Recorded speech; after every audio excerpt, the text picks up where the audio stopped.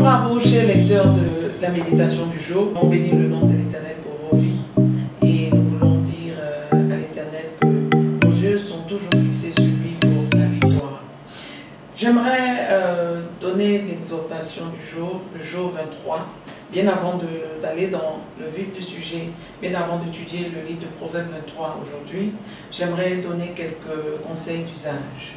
La méditation du jour est une dévotion quotidienne et la Bible nous dit dans le livre de Jean qu'au commencement était la parole était Dieu, la parole était avec Dieu et tout ce qui a été fait, tout ce qu'on peut voir, tout ce qu'on peut comprendre a été fait par la parole. Bien-aimé, tu dois comprendre que la parole de l'Éternel est ton âme, la parole de l'Éternel est ta force, la parole de l'Éternel est ton appui, est celle où est la chose sur laquelle tu peux te baser pour avancer, pour t'orienter, pour tenir ferme et pour avoir une visibilité, n'est-ce pas, de tout ce que tu prépares ou de tous tes projets.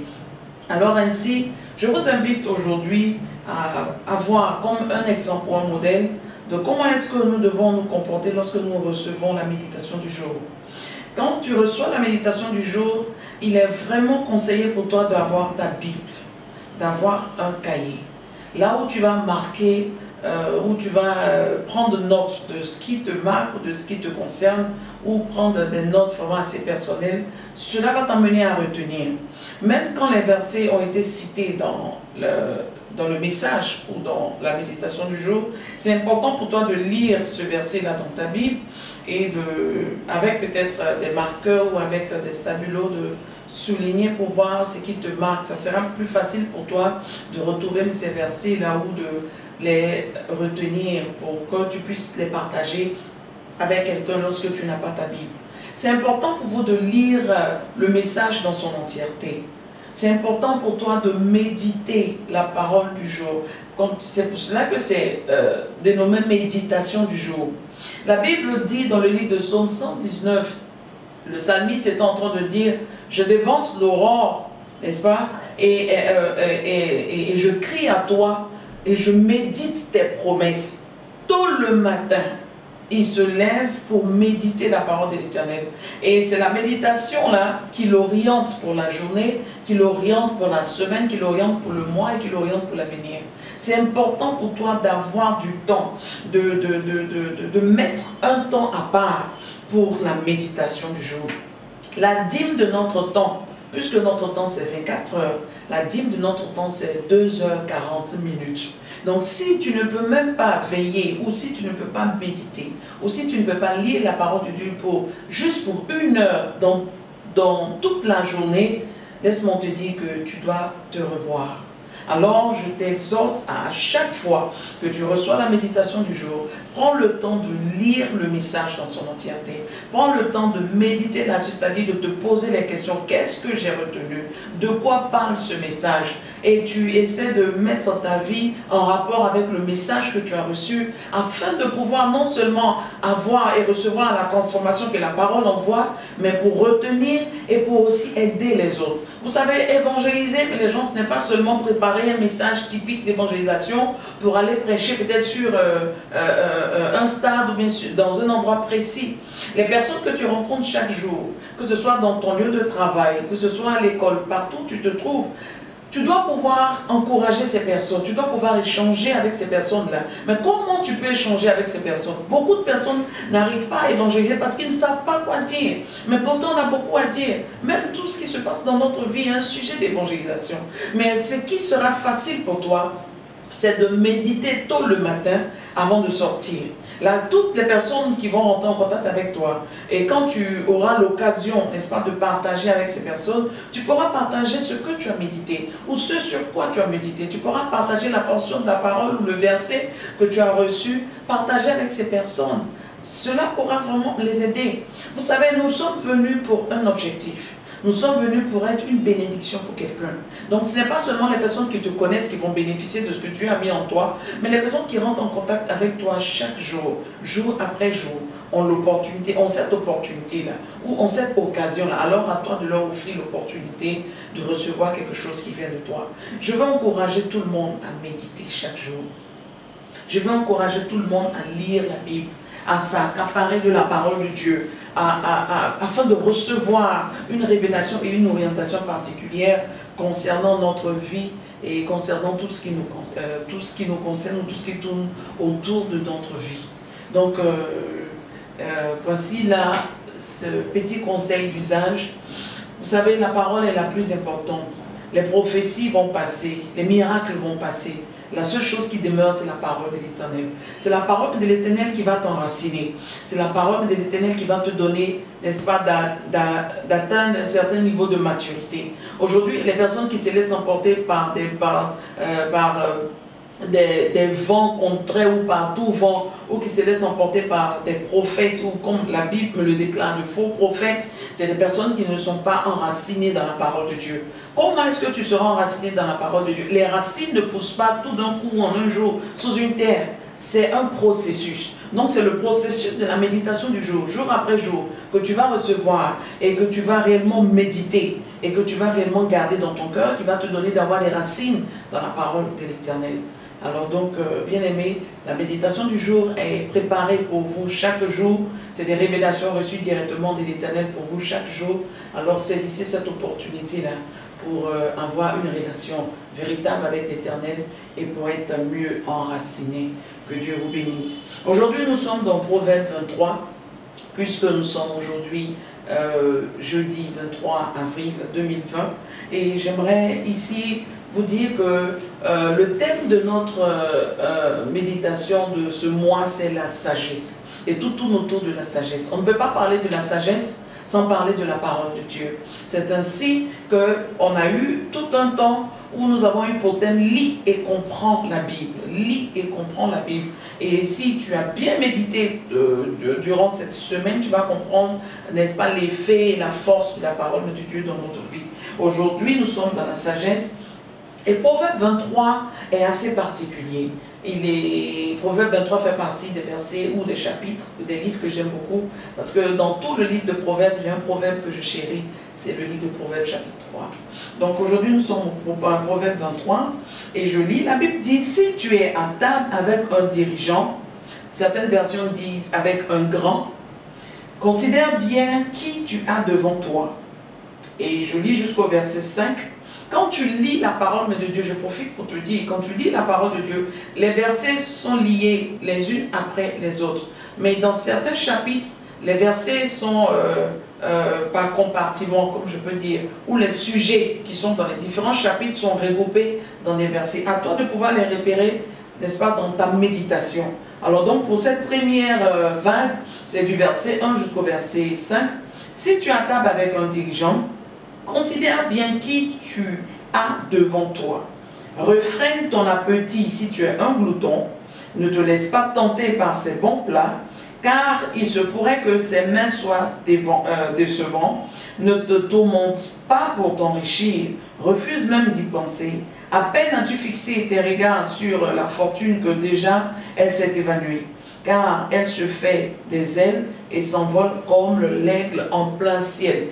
Ce que je retiens à chaque fois, je dis toujours à mes fils, à mes filles, que quand tu es en train de lire la Bible, il faut ouvrir tes yeux sur les ponctuations, les accents, parce que c'est forcément un cours de français. Amen. Ici, dans le verset 3, nous comprenons, ne te laisse pas tenter par ces bons plats. Ces bons plats est mis S-E-S, ces bons plats, les bons plats de ce grand. Les bons plats de ce dirigeant qui t'a invité. La Bible nous dit ici que quand tu es à table avec un grand, qui est le grand? Qui est le dirigeant? Dans cette version, on parle du dirigeant. Le dirigeant, c'est un leader. Le dirigeant, c'est une autorité. Quand tu es à table avec une autorité, dans d'autres versions, c'est un grand. Aujourd'hui, on pense qu'un grand, c'est seulement celui qui a l'argent. Faisons attention. Un grand. Il y a certaines personnes qui ont quelque chose qu'on n'a pas, ou qui sont arrivés à un niveau où nous on veut arriver. Ces personnes aussi sont des grands. Souvent ce n'est pas que l'argent qui donne à quelqu'un d'être grand. L'argent ne montre pas la grandeur d'une personne, mais c'est ce que la personne a et comment est-ce que ce que la personne a impacte autrui. Donc quand tu es à table avec un dirigeant, quand tu es à table avec une autorité, quand tu es à table avec quelqu'un de grand, la Bible ici nous dit par mesure de sagesse, fais attention à ce que tu as devant toi. Et c'est pour cela que les autres versets suivent vous disent ne te tourmente pas pour t'enrichir. Souvent on se laisse impressionner et on se laisse influencer négativement par ce qu'on voit autour de nous. Quelqu'un a une grosse voiture, quelqu'un a une grosse maison, mais on ne sait pas ce que la personne traverse. Souvent nous on est meilleur même que cette personne. Donc fais attention à ce que tu as devant toi et dis, considère bien ce que tu as devant toi. Refrène ton appétit. Refrène ton appétit si tu es Pluton. Quand tu vas devant les dirigeants et les grands, ce n'est pas pour manger. Même quand on t'a invité à manger, fais attention à comment tu manges. Ça fait partie du savoir-vivre, c'est important. Aujourd'hui, la plupart d'entre nous, surtout nous les chrétiens, à ce niveau-là, souvent on est médiocre parce qu'on néglige toutes ces choses. On s'est dit Dieu est un Dieu de grâce, est un Dieu de miséricorde, c'est fini. Non. Faisons attention à nos attitudes, à notre manière de faire. Donc ici, la Bible nous parle du savoir-vivre. Ne te laisse pas tenter par ces bons plats. Souvent en mangeant, surtout tu es en train de manger, tu ne fais pas attention à comment tu te sers. Tu ne fais pas attention à ce qui se passe. Parce qu'il faut apprendre à observer. Celui qui est sage observe. Quand tu arrives à la table, regarde comment est-ce que le dirigeant se sert. Souvent, il va te demander de te servir d'abord. Alors donc, tu te sers en fonction, n'est-ce pas, non seulement de ce que tu peux manger, mais en griffe, si tu es Pluton, il faut te retenir. Donc, tu te sers en petites portions, en petite quantité, mais tu observes. Tu regardes les ustensiles ou, par exemple, les fourchettes, les cuillères, les verres, comment c'est utilisé. C'est pour dire, c'est pour emmener seulement l'homme à être sage, à apprendre, à observer. Il nous dit encore, à peine tu as fixé tes regards sur la fortune que déjà elle s'évanouit car elle se fait des ailes et s'envole comme l'aigle en plein ciel. C'est pour dire, le plus important ce n'est pas l'argent, mais le plus important c'est ce que tu donnes à autrui. Quand j'entends par donner à autrui, c'est le talent que tu as, c'est le don que tu as en toi qui donne à autrui d'en bénéficier. Amen. C'est l'aide que tu peux apporter à quelqu'un. Alléluia. Alors donc ici il dit, car elle se fait des ailes et s'envole en plein ciel. Donc il se pourrait que ses mains soient décevantes. Pourquoi il se pourrait que ses mains soient décevantes? Ses mains peuvent être décevantes parce que le dirigeant est en train de t'observer. C'est quand le dirigeant t'a invité à sa table, c'est pour un objectif. C'est pour comprendre et savoir qui il a devant lui et comment est-ce qu'il peut aider cette personne. Donc ce que tu vas recevoir mais du dirigeant dépend de comment tu t'es tenu à sa table. Amen.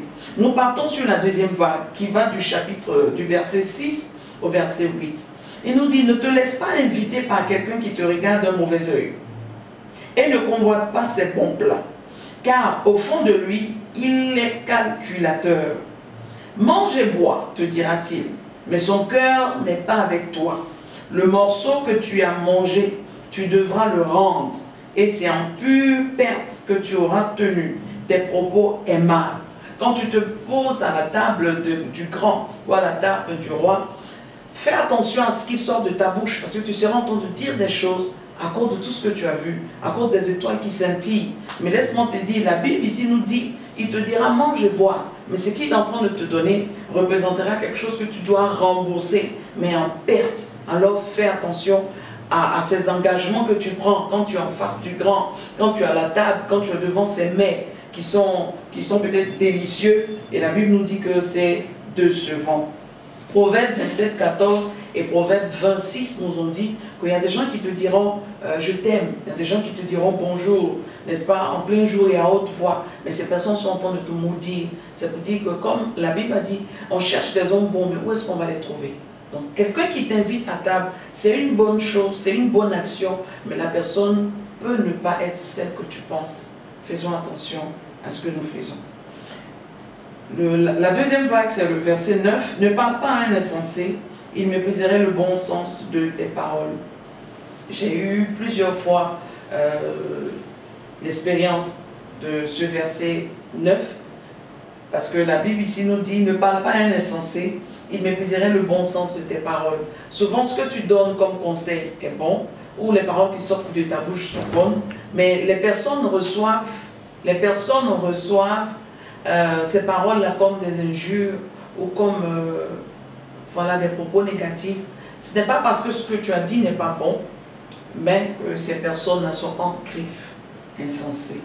Ne déplace pas les bornes anciennes et n'empiète pas sur les champs des orphelins, car ils ont un puissant protecteur qui défendrait leur cause contre toi.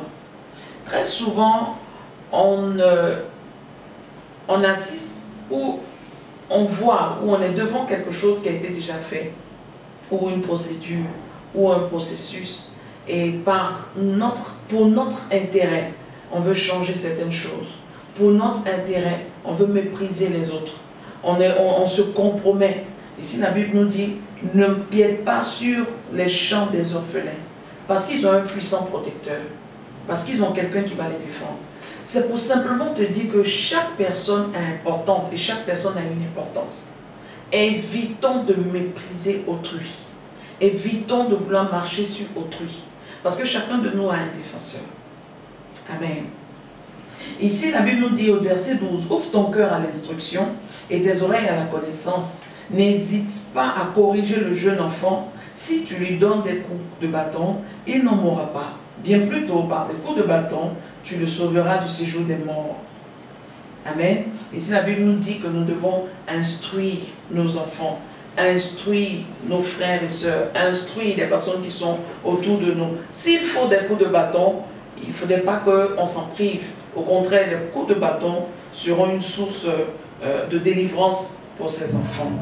La Bible nous dit au verset 15, « Mon fils, si tu acquiers de la sagesse, mon cœur à moi aussi s'enrichira. Quand tu parles avec droiture, tout mon être exultera. N'envie pas le sort de ceux qui font le mal, mais en tout temps revers l'Éternel, car il y aura un avenir pour toi. » La Bible nous montre ici que la sagesse et l'instruction et marcher dans la parole de l'Éternel nous réserve un avenir meilleur.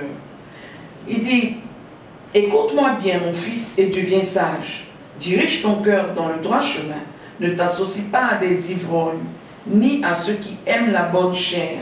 Car l'ivrogne et le gourmand tombent dans la misère, et ceux qui somnolent seront bientôt vêtus de haillons. » Vous savez, depuis qu'on a commencé le proverbe, il y a plusieurs versets qui ont dit un peu de sommeil, un peu dormi, la pauvreté arrive.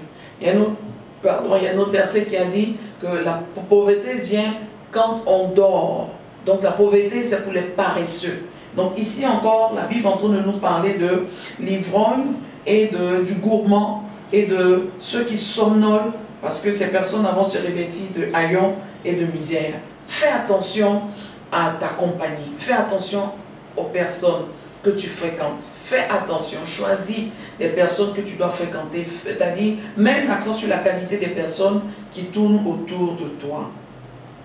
Et l'avant-dernière partie, c'est le verset 22. « Écoute ton père qui t'a donné la vie et ne méprise pas ta mère devenue âgée. » Ça, c'est pour la jeunesse.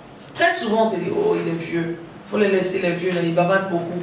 Laisse-le bavarder, parce qu'on se dit qu'on est jeune, on est dans la mouvance, on est connecté, et donc on connaît mieux. Bon, les parents ne connaissent pas, et tout. Non, quand les parents sont en train de parler, même quand ils sont âgés, qui te parlent, prête l'oreille à ce que tes parents te disent. Amen. Verset 23. Il y a 4 choses que nous devons acquérir. Il dit, acquiert la vérité, la sagesse, l'instruction et le discernement. Pour certaines versions, le discernement, c'est l'intelligence. Et ne t'en dessaisis pas. Pour certaines versions, il dit, acquiert la vérité, ne la vends pas. Amen. Donc, acquiert la vérité se trouve dans la parole de Dieu. La sagesse, l'instruction, le discernement. Le discernement. L'instruction, tu trouveras les instructions ou l'instruction dans la parole de Dieu. La sagesse dans la parole de Dieu. Le discernement dans la parole de Dieu. L'intelligence dans la parole du Seigneur. Le père d'un juste est au comble de la joie. Celui qui a donné la vie au fils sage est heureux. Puisse ton père et ta mère se réjouir à ton sujet. Donne cette joie à celle qui t'a mise au monde. La femme immorale. Verset 26. Mon fils, fais-moi confiance et observe. À partir du verset 26 jusqu'au verset 35, la Bible est en train de nous donner un signal d'alarme. Un signal assez rouge pour nous dire qu'il y a un grand danger. Et je veux lancer un appel à toute la jeunesse d'Alliance, à la jeunesse de la Fondation Vivante et à toute la jeunesse chrétienne. À partir du verset 26, prêtons l'oreille. Que ce soit la jeunesse, que ce soit les hommes, que ce soit les femmes, tout le monde doit prêter l'oreille. Verset 26, mon fils, fais-moi confiance et observe attentivement ma conduite.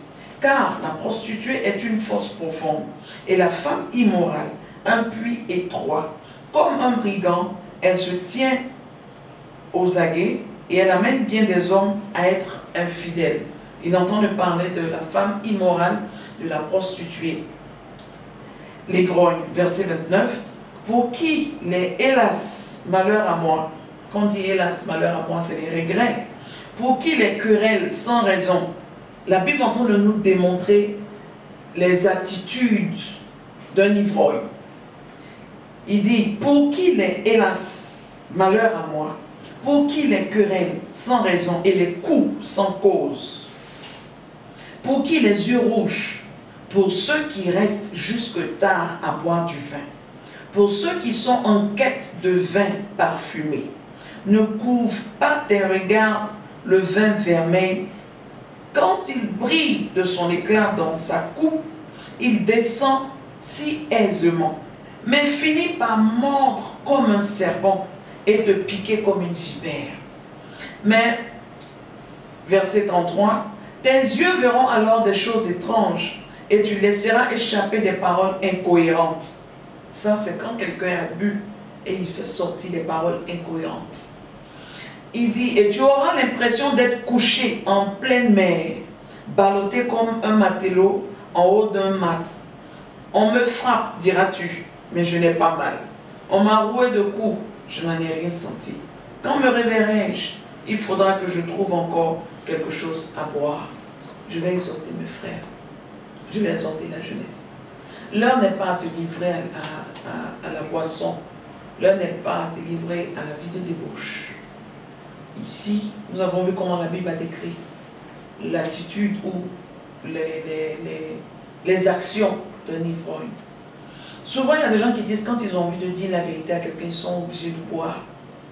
Moi, je pense que la vérité, comme on le dit, c'est comme une chirurgie. Ça fait vraiment mal, mais ça soigne et ça repart. C'est mieux de faire asseoir la personne, de lui dire la vérité, que de te laisser emporter par les actions du vin avant de faire sortir des paroles incohérentes. Que l'Éternel vous bénisse, que la journée du 23 avril soit une journée de bénédiction. Que l'Éternel fasse qu'en cette journée-là, vous puissiez, n'est-ce pas, recevoir la révélation et vous puissiez prendre une décision afin de vous discipliner à méditer la parole de l'Éternel jour et nuit, à vous accaparer de cette parole-là et à vivre en fonction de cette parole jour après jour. La main de l'Éternel est